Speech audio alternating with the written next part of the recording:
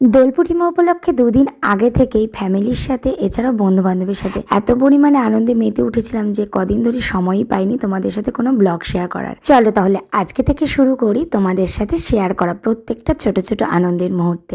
Hello বন্ধুরা, আমি পায়েল আমার নতুন দিনে নতুন একটা ব্লগে তোমাদের অনেক অনেক ওয়েলকাম।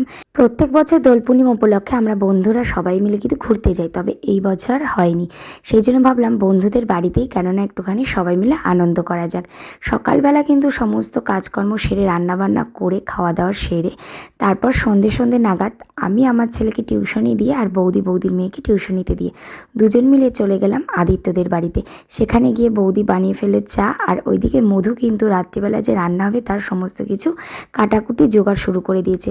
এইদিকে মশলা বাদাম তার সাথে দুধ চা খেয়ে আমি আর বৌদি শুরু করে দিলাম রাতের রান্নাবান্না। আমাদের রান্নাবান্না শেষ হওয়ার আগেই কিন্তু আমাদের দুজনের বরই আমাদের বাচ্চাদেরকে নিয়ে চলে এসেছিল। তারপর সবাই মিলে একসাথে আনন্দ করে খাওয়া দাওয়া করে রওনা দিলাম বাড়ির দিকে। না চলে যেও না, এখনও কিন্তু অনেক কটা পিকনিকের ব্লগ বাকি আছে, আস্তে আস্তে তোমাদের সাথে সবটাই শেয়ার করব। তাহলে আজকের মতো টাটা।